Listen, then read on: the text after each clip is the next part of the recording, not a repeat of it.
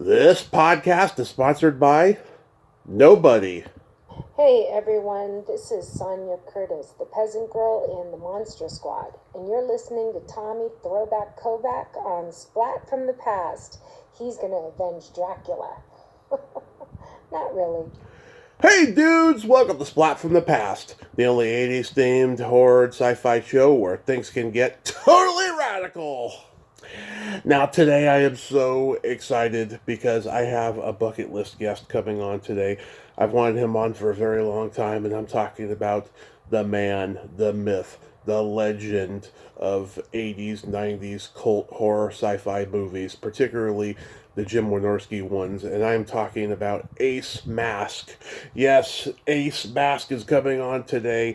I reached out to him 5 years ago, and he was so humble and reluctant that I was just like, okay, I'm gonna wait to try again. He just didn't seem up for it, but now he is up for it, and I'm so excited. You all know him from Jim Wynorski's classic horror sci-fi movies, The Return of Swamp Thing, Transylvania Twist, Not of This Earth, Chopping Ball, Munchie and Ghoulies 4, and he's also guest starred on so many shows from Wings to The Young Riders to They Came from Outer Space, Saved by the Bell, The New Class, Buffy the Vampire Slayer.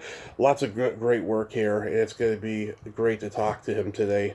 And I am so excited. I mean, this guy is to me what John Agger was for his generation of being a creature feature movie star. You know, it's very hard to explain, and yeah, so there's nothing much more to than that. I'm just saying I'm so friggin' excited and I'm happy.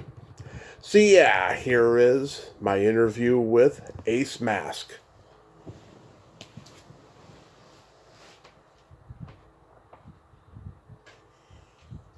Hi, Tommy. Hey Ace, welcome to the show, sir. How are you today? I'm just fine. How about you? I am fantastic. I can't tell you what an honor this is. I've been a fan forever, and I thank you so much for coming on today. Oh, get out of town. It's my pleasure. Yes. So, going back in time, did you gravitate toward acting early on in your childhood? Yeah, I did. I think very early on, I wanted to be George Reeves in Superman. Then I think I wanted to be Fess Parker and Davy Crockett, and then Guy Williams and Zorro, and eventually wound up where I am. Yeah. Yeah, you wanted to be those kind of heroic action types. Exactly. I didn't necessarily associate it with acting, but I wanted to be those people. And so acting was the closest I could get to it. But yeah, I've been doing theater and making amateur films and so forth since I was old enough to do that. Yeah, it totally makes sense. You know, Gene Hackman wanted to be Errol Flynn when he was a kid, and look how his career ended up. And Gene Hackman is one of my all-time very favorite actors. Mine too. Yeah, what a great guy. Yeah, just a in the moment kind of guy on screen. You know, it doesn't get any better with him. So, did you start with like school plays and community theater? Yes, I did that, and in fact, I think it was I persuaded my eighth grade class to produce a stage production of Murders in the Rue Morgue because I was big on Poe and Vincent Price at that time, and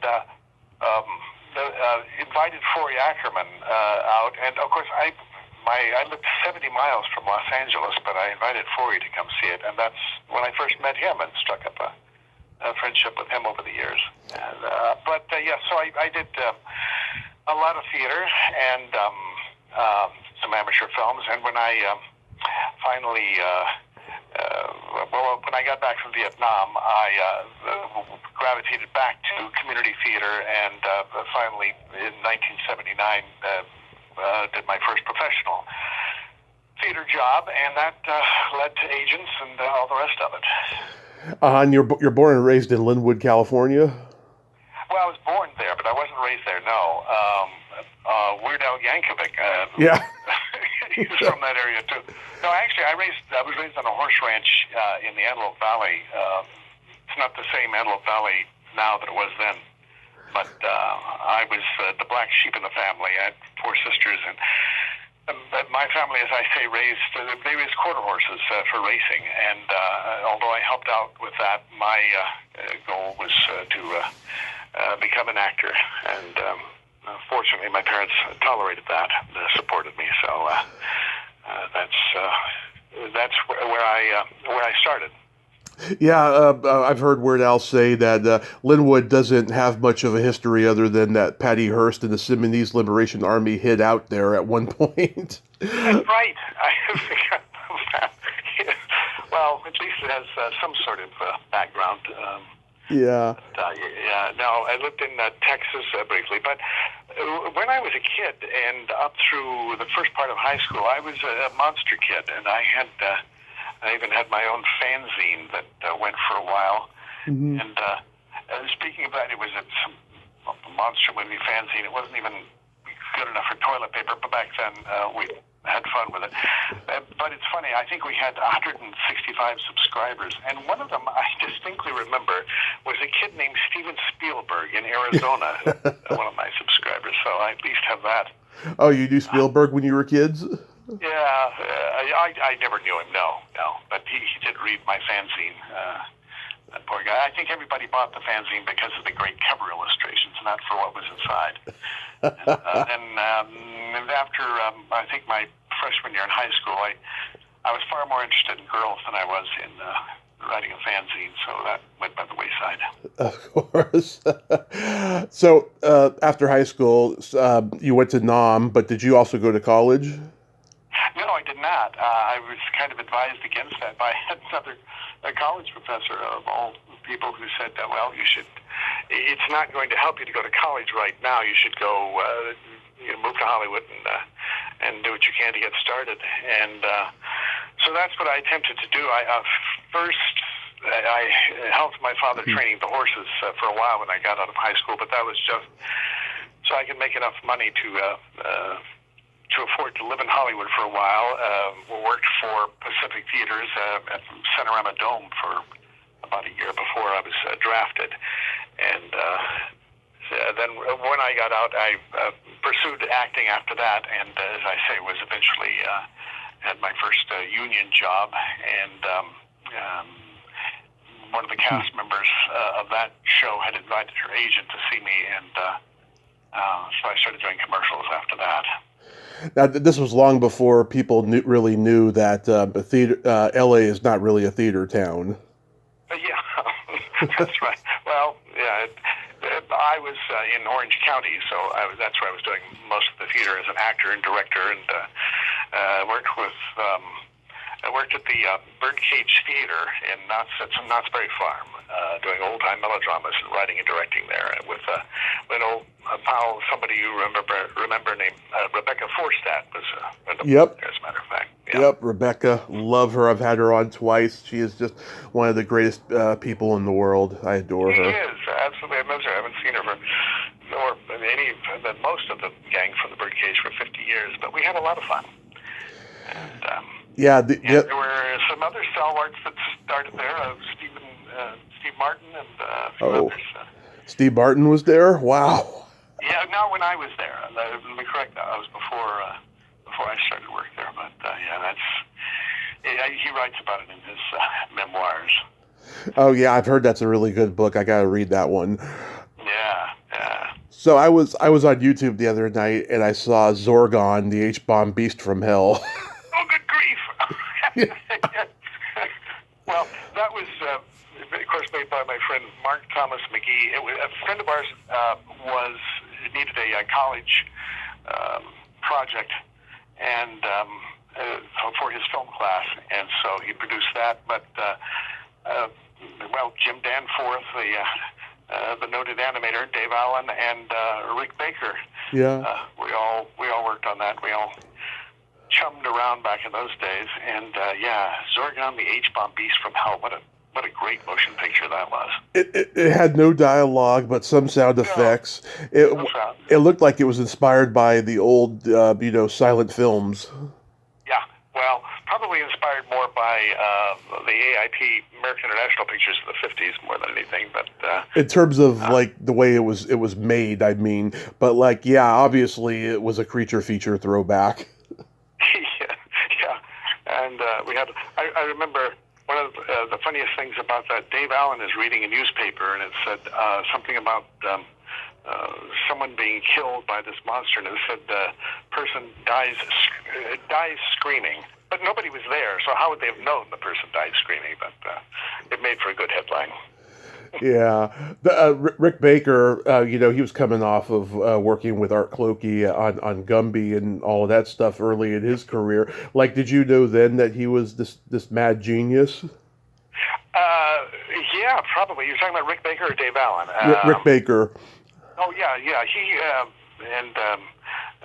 we socialized. He came to see my plays, and we had fun. He and some of the other gang that hung around together, Jim Danforth and so forth. But yeah, it was actually by the time I knew him, he was already starting on his way. I think he'd worked on The Exorcist at that time. It was just starting to work on the first remake of King Kong.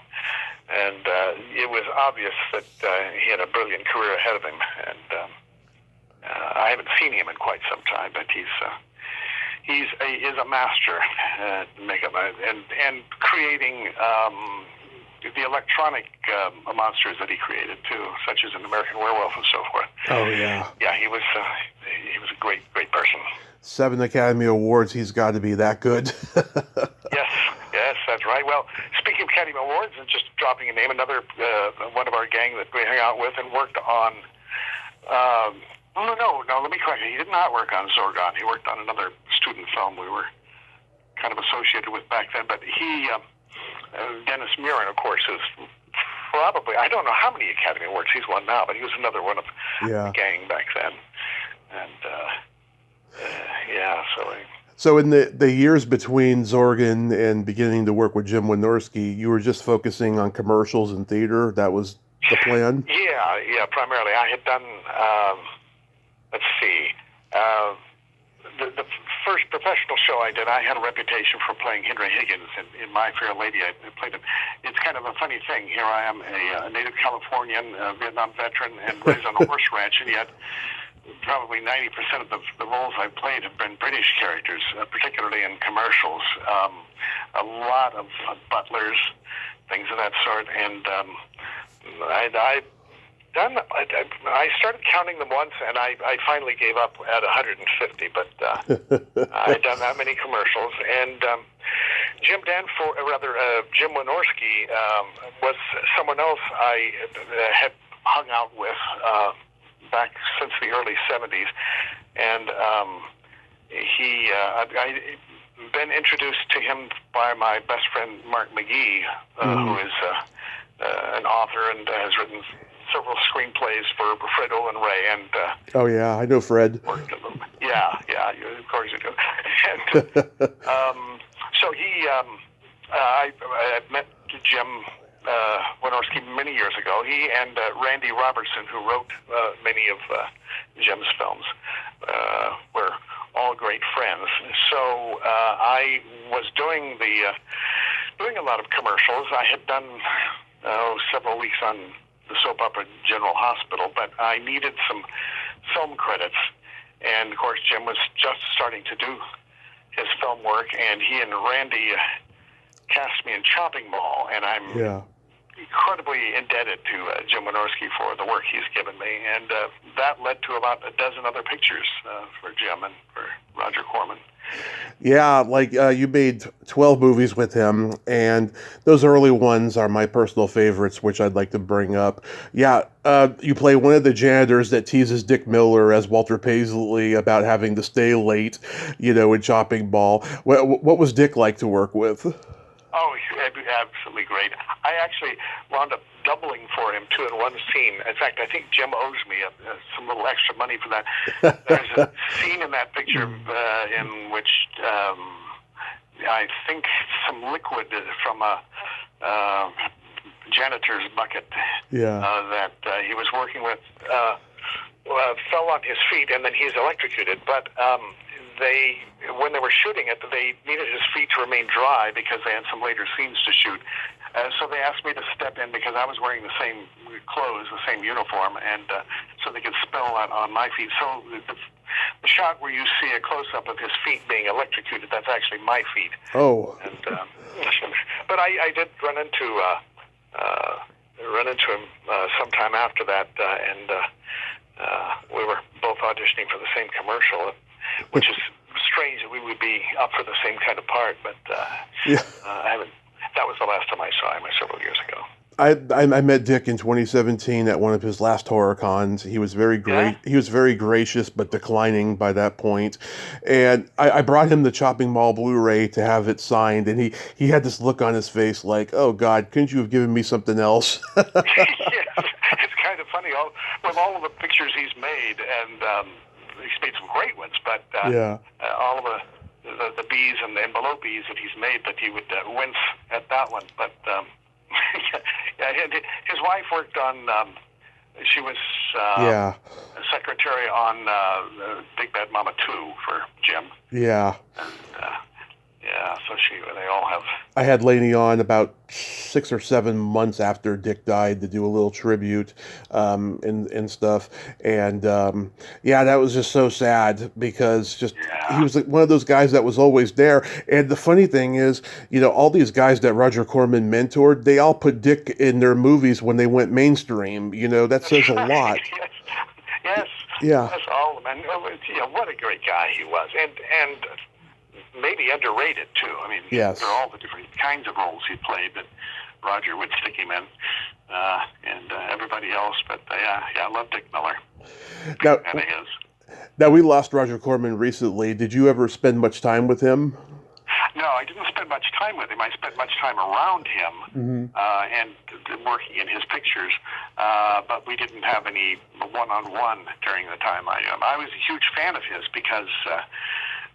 We all have our,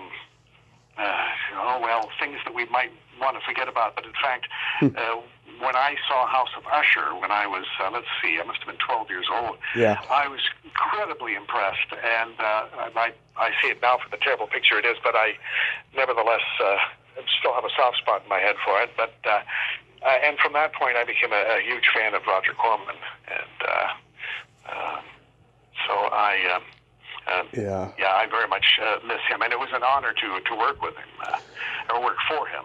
Yeah, I mean, God, the guy, he was as cheap as can be, obviously, but he did so much for the genre and for filmmakers. It's crazy. Yes, definitely. It was great working on Randy Robertson. Not sure if you're familiar with him, but he was an associate of Jim Wynorski until Randy died several years ago as well. But he was as big a fan of Rogers as I was, and I remember sitting on the sets for a picture we made called Transylvania Twist. I love that movie. Randy said, this is the closest we'll ever get to the old American International, and he was right. The sets, the plot, everything was a parody of that. Oh yeah, I compare Concord Pictures to American International. It was what American International was in the 50s and 60s and 70s, what it was in the 80s and 90s. It's pretty profound in the genre. Now, the first time you were Dr. Rochelle was in Not of This Earth, which was a remake of an earlier Corman film, and you get to play a bigger part in this one. Was that fun to do? Oh yeah, sure. I had done the two pictures for Jim Wynorski just prior to that, and then Not of This Earth, and it was it was incredible amount of publicity that was getting because Tracy Lords, that was the first film she did after her break with pornography, and that whole incident of her underage work. And how everyone that she was working with thought she was much older. That news story had broken, and so of course it was Jim Wynorski's idea to cast her in the Beverly Garland role, the role Beverly originally played, and it was a great idea from a publicity point of view, and probably a great idea anyway. Tracy did a fine job. Oh, yeah. A lot of fun to work with, yeah. She's very talented. But of course, we worked incredibly fast because Jim had a bet with Roger that he could finish the picture, and I can't remember how many days it was, but it was pretty fast. So as long as we didn't blow a line and we could say it fast enough, or whatever our dialogue was, we could get through it. But yeah, it was a lot of fun, and there was always, because of Tracy's notoriety at the time, there was always a lot of publicity, a lot of magazines and newspapers and so forth all around at the time we were filming it, and so that was a lot of fun. Yeah. I'm good friends with Kelly Maroney, and Yes. she, of course, played Allison in Chopping Mall. I'm sure you enjoyed working with her in Not of This Earth. Absolutely. We only had, I think, 2 scenes together, and they had thrown her an incredibly difficult line, something about she had gotten some sort of sample that was poisonous. And we had to shoot it a few times because we were laughing and because it was a very difficult line to say. But she finally got it going, and yeah, Kelly is a lot of fun and a very, very sweet lady. The way she delivered that line about the nightstick was hilarious. Yes. Yeah, well, that too. Yeah, so she, yeah, and of course, she did a lot of stuff for Jim after that, and yeah. I had seen her in Day of the Comet before we... Night of the Comet, yeah. Night of the Comet, that was it, yeah. She was Was Charles... a lot of fun to be around. Was Charles Griffith on set? I don't know. No, I don't recall ever seeing him, not when I was there. I think they would have introduced me to him because I knew who he was. And yeah. I'm a big fan of his as well. Little Shop of Horrors, Bucket of Blood, which Dick played the lead in. Yeah. Yep. That was amazing. Bucket of Blood is a highly underrated film. I think who would have thought? I mean, that's the one, rather than Little Shop of Horrors, that should have the notoriety. But well, they're everything. Of course, I even like Wild Angels. Wild Angels is great. Yeah. Well, they're very similar movies, Bucket of Blood, Little Shop of Horrors. You know, they're about a nerd who gets notoriety for killing people, and people don't realize it until the end. You know, it's crazy how he was able to do that. It's genius. You know. And Dick Miller was so good in Bucket of Blood. He really was. It's a lot of fun, that picture, and with the beatniks and the whole thing. It's kind of a forgotten masterpiece, almost. Yeah. Roger Corman masterpiece, I should define it. So the first Jim movie I ever saw was The Return of Swamp Thing when I was 7, and like HBO and Cinemax played it ad nauseum for like 2 years, and I would quote it 24/7, and I still can. And Jim loves that I can quote that whole movie. You know, I've talked to Joey Segal, and I've talked to the little fat kid Daniel Taylor, and it's one of those timeless movies. You know, Jim was able to make a really good sequel to the first one. You know, that must have been nice shooting in Savannah, Georgia. It looked like it was beautiful out there. It was a lot of fun. I didn't. I actually did. That was the only picture I did for Jim where I was asked to audition because from the very beginning, of course, Jim knew me. Mm-hmm. So he would just call up and say, okay, this is, we're going to work 2 weeks on this, or we're going to, it'll be just a one-day shoot or something like that. So I never had to read. But for Return of Swamp Thing, it was a bigger budget, and the producers, Melniker and Uslan, I think is their names, were wanting to meet the cast ahead of time. So Jim had asked me to come in and read for that one, and he asked me to bring some sort of gas mask, because the character had some sort of problem breathing. Yeah. It wasn't really a gas mask that I needed. It was one of those little... it's an inhaler. Yeah, okay, you know. You remember better than I. When I arrived, Steve Franken, of whom I was a huge fan. Love that guy. I loved Dopey Gillis when I was a kid. Yeah. Very, very sweet man. In any case, he went in and read first, and there was this tremendous laughter coming from the room, and I thought, oh, well, he's got got that role, and he deserves it. I had no doubt he was very funny. So I was surprised when Jim called and said that they wanted me to play the part. But I don't know if Jim called in a favor on that or what, because I have no doubt that Steve would have done a better job. I can imagine him in the role that I played, and I think he would have been very funny. We fortunately had the pleasure of working together after that. Yeah. A good friend. He became a good friend, and I really miss him as well. He was very good and very misused. Yeah. But in any case, yeah. So Steve was the one that was up for the part. But we worked in Savannah, Georgia for, I think I was there about 3 weeks. And it was a very interesting shoot. I don't know if you're familiar with the book and the movie Midnight in the Garden of Good and Evil, perhaps. I've heard of it. Yeah, didn't Clint Eastwood make a movie of it? Yeah, we shot the film. Most of Louis Jourdan's scenes were shot inside of a home that used to belong to a music composer. I cannot think of his name now, but in any case, Chuck Sereno. Well, I'm sorry, what? Was it Chuck No, Sereno? not Chuck Sereno. No, Oh. An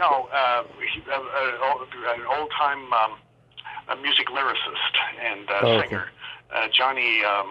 Mercer? Oh, God. Yeah, there you are. They shot in the Mercer home. It was a home that his family had once owned, and it had a notoriety about it. And I found out about it when I was working on it.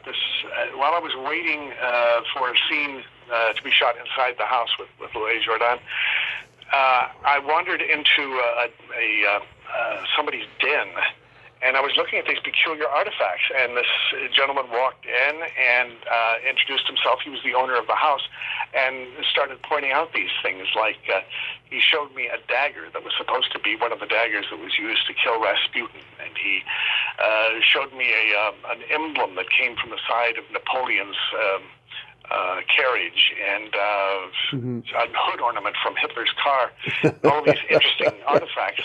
Well, I found out on a break, one of the people in the neighborhood came up to ask what we were doing and told me about it. There was this gentleman that I had spoken to had murdered his gay lover in the very room where we were talking, and he had been, I think that he'd gone to trial at least twice. And in the film version of the book, the author, by the way, was visiting the set. He was there while we were filming. But in any case, in the film version of the book, I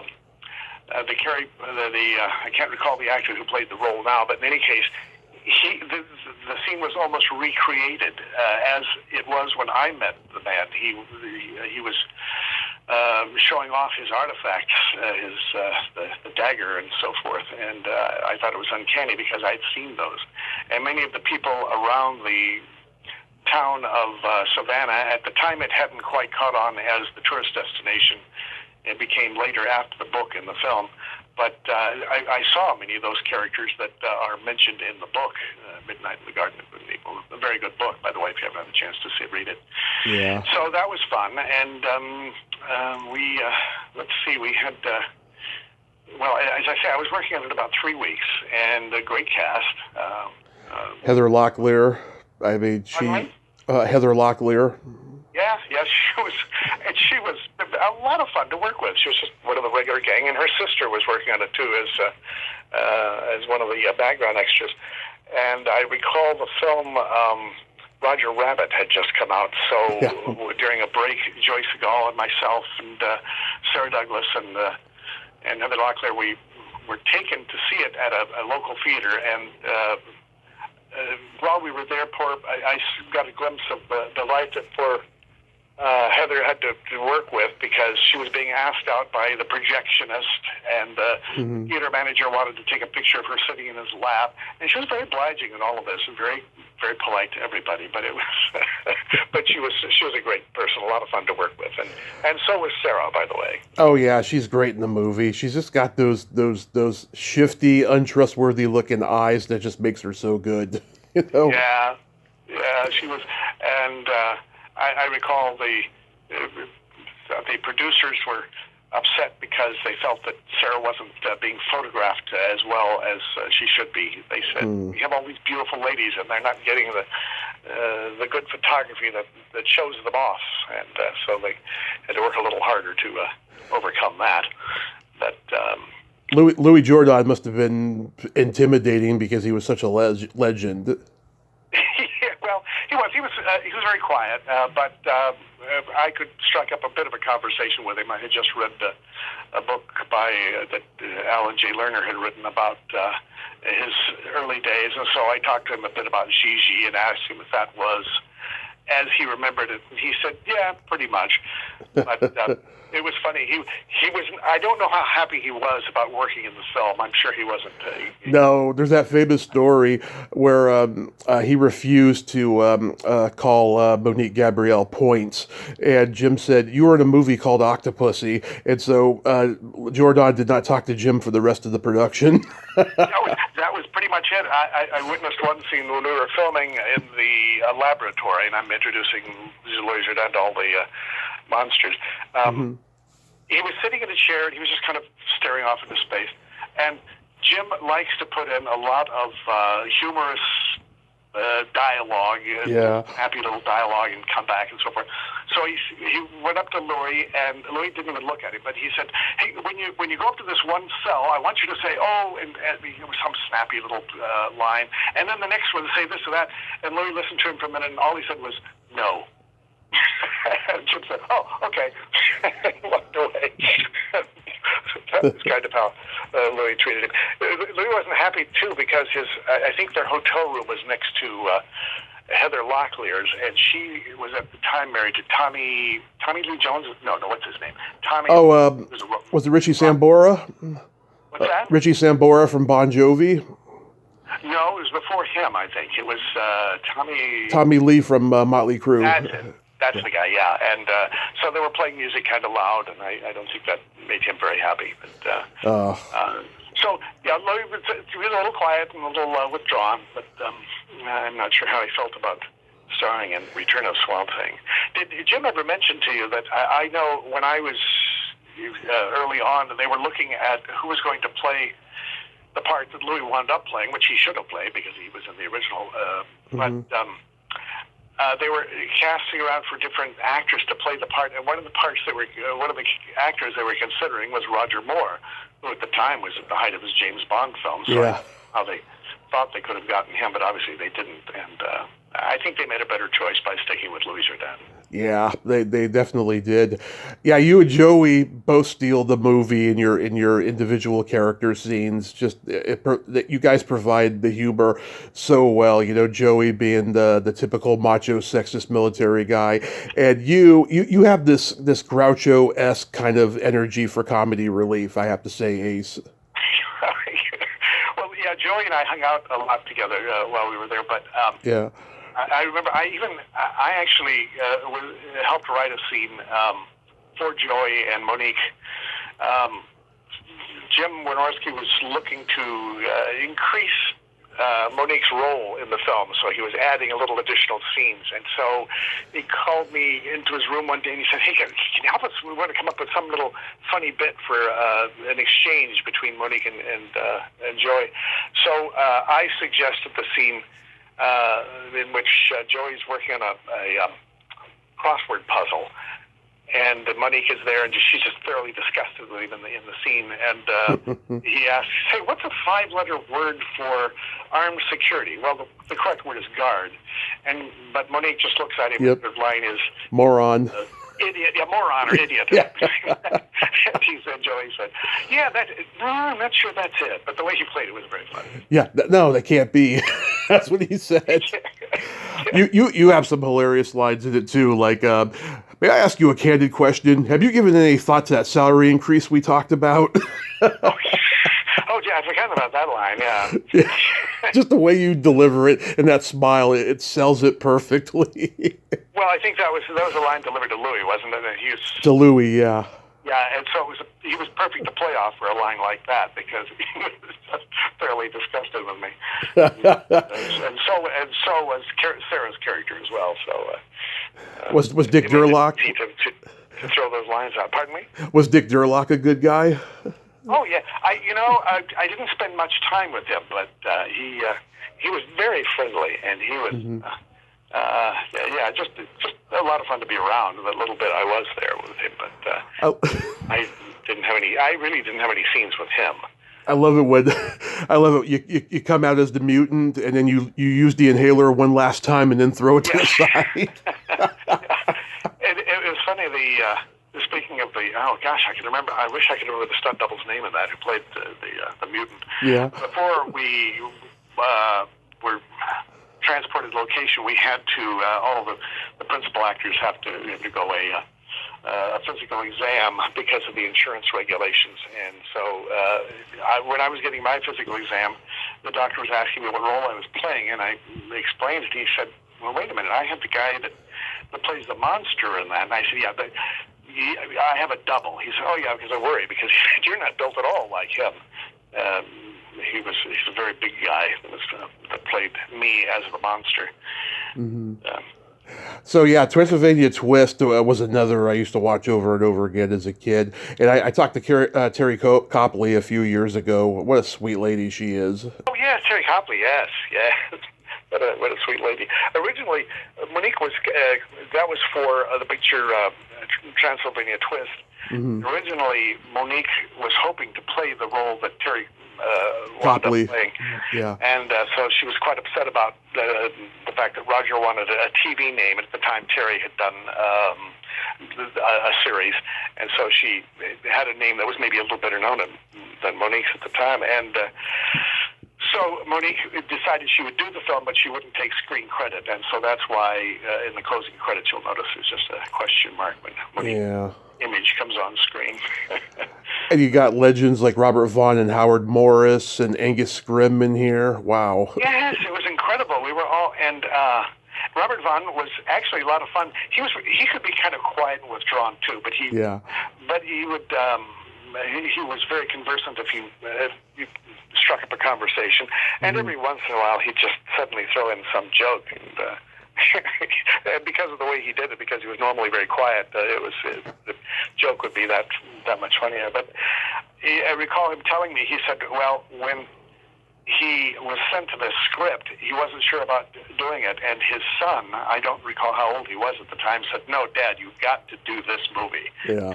and I'm so glad he did, because he was hilarious in the part. He was absolutely great. Yeah, I heard him say in an interview once it was one of his favorite roles he ever played because he grew up on the Dracula movies and he always wanted to be Bela Lugosi when seeing them, so that was a great part for him to do, I didn't know you'd said that. Yeah, well, that's good for him. Yeah, he was, and everybody, I think Howard Morris was having a bit of a problem because at his age, and I can certainly relate, it was a little hard to remember his lines, so he had to use some idiot sheets, I think, but he came off very well. And I became pretty good friends with Zoran Hochstetter, Zoran, the photographer, but I meant Angus Scrimm. Yeah. And spent some time over at his house for a while, and he was what a gentleman he was. And I did some other films with him too, I think for Wynorski, and there's another one we missed. But they're all gone, aren't they? Yeah, pretty much. I love the holy water scene you did with Brink Stevens. Yeah, we were disappointed. Jim didn't direct that particular scene. His AD directed it because Jim was trying to meet some sort of goal that he'd set for himself. So instead, it was a second unit director who did that one.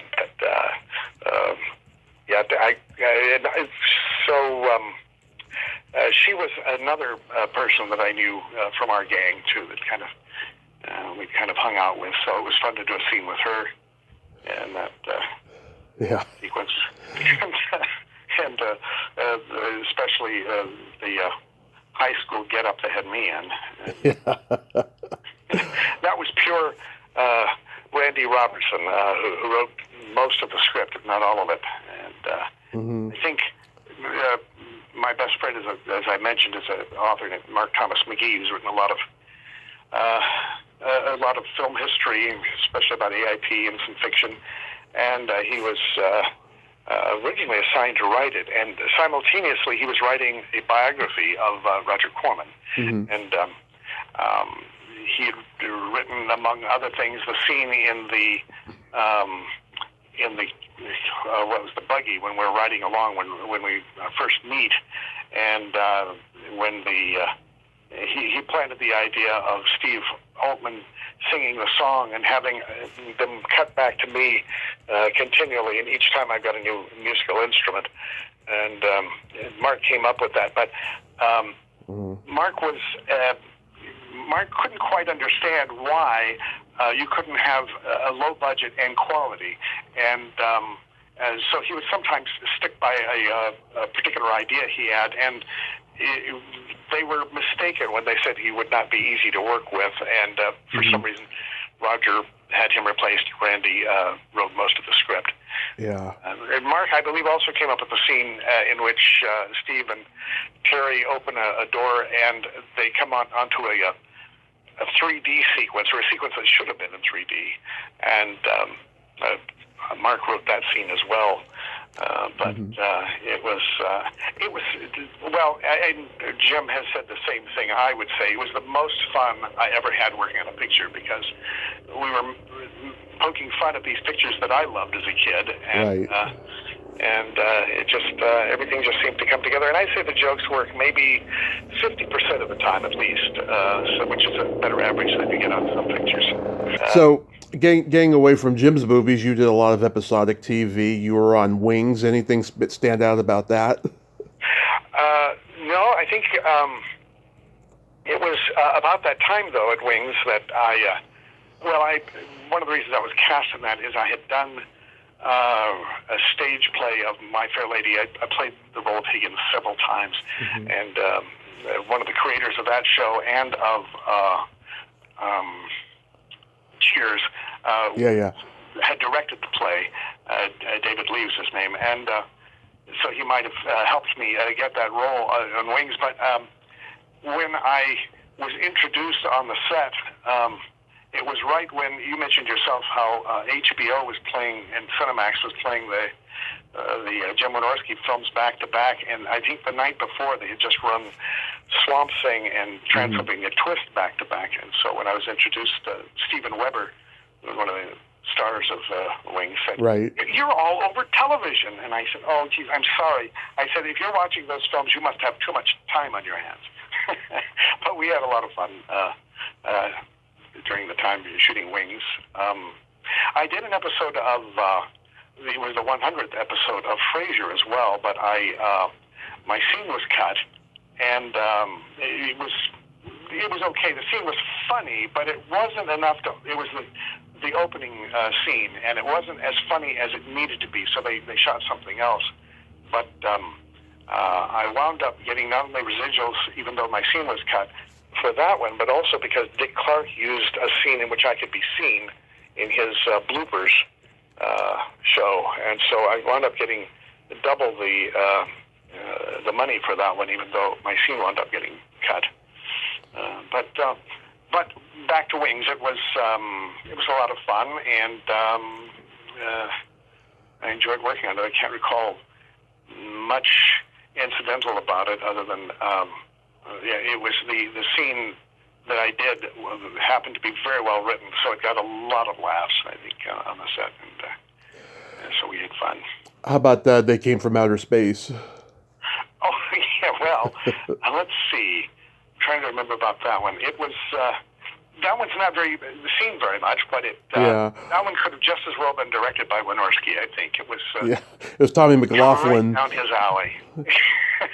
And, of course, I played a butler on that, and there was a case where you suspect the butler did it, but about three-quarters of the way through, I showed that. I won't give you a spoiler, but about three-quarters of the way through, I met my demise. It had its own peculiar sense of humor too, as Jim's films sometimes do as well. Yeah, Stuart Fracken, I've talked to him, sweet guy, and Tommy McLaughlin, the creator and writer of the show. Yeah. I'd forgotten about that one. That one was. How about Buffy the Vampire Slayer? Well, that one was kind of funny because when I auditioned for it, it was written. The character I was going to play was written kind of comically. And so when we were on the set, that's the way I started to play it, and that wasn't all what they wanted. I'm not sure how they cast me in the part if that wasn't what they wanted, but in any case, so we did a 90-degree and played it straight. But the peculiar thing about that is I had the script that I had auditioned with, but something went wrong, and they didn't get me the script the night before I was going to shoot it. Until I was leaving the next morning to go to the set, and there was a copy on my doorstep. Mm-hmm. So I hadn't looked at it, assuming, I did call the assistant, and she said, well, I'll send you a copy of the script. I'll fax it to you, and that should be it. Well, they had made tremendous changes, and I didn't know about it until a few minutes before the scene was going to be shot, and they said, here are your sides, the little notes. And I looked at it, and it was entirely different. So I was really sweating it in that scene, trying to make sure I didn't screw it up. And excuse me, we did have to do a couple of retakes because I had done that. But I'm trying to remember. You remind me of the lady who played Buffy. Was it Sarah Michelle Gellar? Yeah, Sarah. Yeah. She was. She had a very bad cold, I remember, and so she was suffering her way through the shots. And in the scene, they were lining up one of the shots that was down a little lower than she would have liked. And she said, you don't want a close-up of my hips. Move that camera up a little bit. So they obliged her. But she was very sweet. I had apologized to her for screwing up the lines, and she said, she said with that cold she had, she was screwing up even more lines than I had. So she was a real doll to work with. I think she was probably one of my favorite people to work with, other than Big Bad Mama 2. Angie Dickinson. Yeah, Angie Dickinson. She was undoubtedly the sweetest, nicest person I've ever worked with over the years. And in the same picture, which was Big Bad Mama 2, I worked with the worst person, which would be Robert... Culp? Yes. I've heard a lot of negative things about him. Robert Culp. He was just an absolute monster to everybody in the cast and crew. And fortunately, I didn't have any scenes with him, but I witnessed some of his tantrums and his childish behavior. But fortunately, Angie was just an absolute sweetheart. In fact, we had shot the one scene in Big Bad Mama 2. It's a shot where, my scene was it was the second picture I had done, and I was a maitre d' who seats Angie and her daughters, and I'm refusing them entrance into a fundraising dinner that's taking place. And the scene involved some intricate camera work. Jim had to have the camera, I think he had a dolly shot going through several groups of people, and then it winds up on me, and I say my line. And it's not uncommon. I screwed up my line. And so Jim was yelling about it. Don't screw up your line, which just rolled right off my back because I know Jim, and it's not uncommon for any actor to forget a line or to screw up a line. But afterward, I was sitting on off stage, and Angie saw me, and she must have thought I was feeling bad or something. She came over and put her arm around me and said, I find that the things that are the most difficult to do, the scenes that are the most difficult to play, are the ones in which you only have a couple of lines because you're so intent on that, and it can make it so difficult. And I guess she thought I was feeling bad, and she was trying to make me feel better. But she would do things like the budget was so lousy, the catering was just terrible, and so Angie, out of her own pocket, paid for another caterer to come in and handle it. So everybody loved Angie Dickinson. I know a guy who interviewed her on his podcast. He went over to her house, and after they were done, she's like, when are you going back to New York? He said, tomorrow. She's like, what are your plans? And he said something like, I'm probably going to go back to the hotel and watch TV. And she's like, no, you're not. We're going to have a really great day together. They went like shopping, had lunch, dinner, everything. I mean, Oh yeah. she's just, I'm not at all surprised. Yeah. she's a kind human being. Yeah. Yeah. There's not very many of those, and she didn't have to do that. She didn't have to be that way. But so I know. That always touches you when somebody goes out of their way to be human. Yeah, she was only like 87 too at the time too, which is. Yes, I think so. Yeah. So what do you got going on these days? Not a heck of a lot. Not as far as film, and I still do the occasional commercial, but I stopped doing. Jim, I owe a great debt of gratitude for, because with his films I could pad out my resume, but after a while the films got to be a bit embarrassing, and I would go in for an audition, and the casting director would say, "Oh yeah, I saw Swamp Thing or something last night," and I felt like I was apologizing. But I had switched agents at the time, and Jim had called me to play. I think it was just one day of work and just a couple of lines as a jurist in some film he was doing at the time.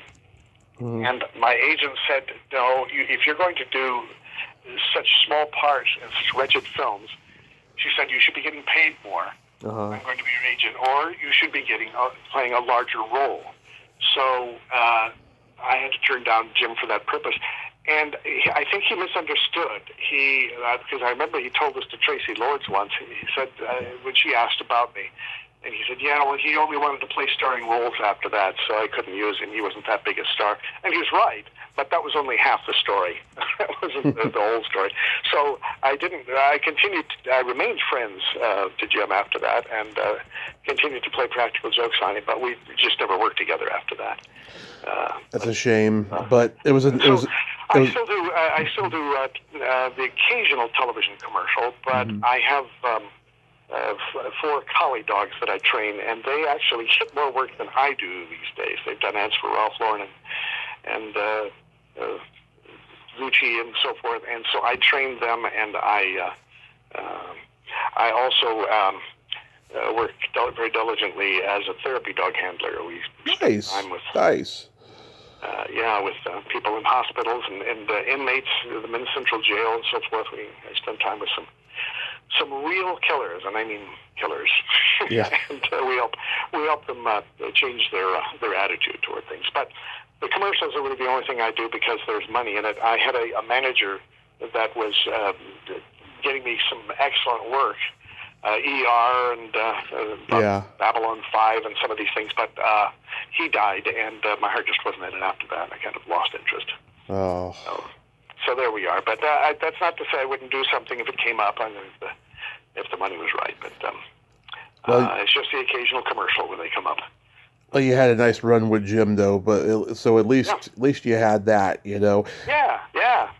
It was fun. That's the important thing. It wasn't without Jim. I would say that a lot of the stuff I did was not as much fun. It was just more matter of fact. We want to do this and right. carry on. But working on a film like Transylvania Twist was a lot of fun, and Swamp Thing was fun too. But I think there was more pressure on Jim for Swamp Thing because of the budget, and he didn't have as much control on that as he would like, although they used a lot of his favorite people and so forth. But it wasn't, Jim liked to be more in control, and Roger would allow that, so that's why I thought Jim would be climbing up the ladder further into more prestigious pictures after Swamp Thing, but I think Jim was happier staying in among the lower echelon.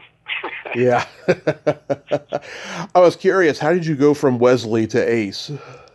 Well, Wesley is actually my first name. My name is Wesley Ace Mask, and but my family comes from the South, and so usually the middle name is used, and Ace was the name that they wanted as to be used as my primary name.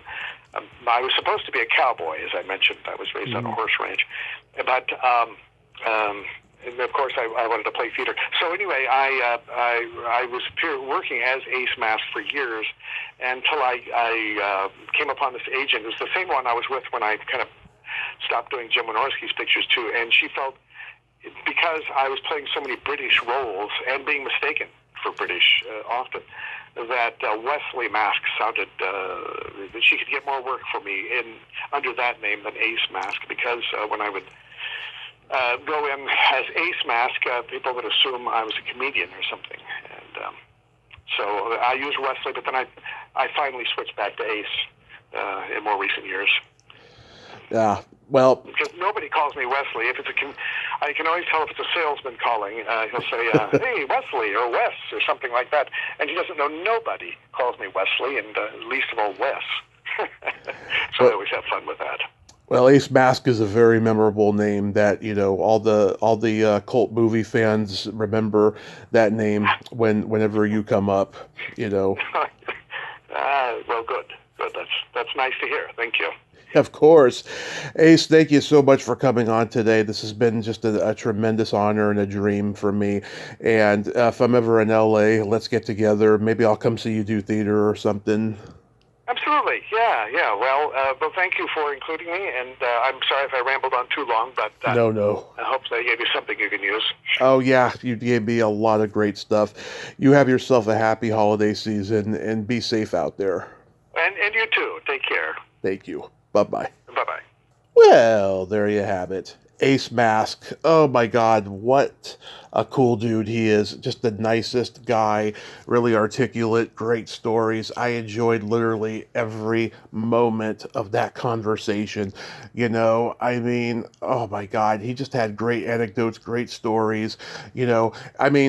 Before the interview, I was thinking, oh my God, is he going to be like the last guy I interviewed? Is he just going to be selective with his answers when I ask him questions? No, he went full throttle, and he told me some great stories there. So I enjoyed every moment of that. God, thank you for the Ace Mask interview. He is just so awesome, and I hope a lot of the fans out there love it as well. Well, until next time, this is Tommy Throwback Kovac saying there's no shame in living in the past because the present sucks. Later, dudes!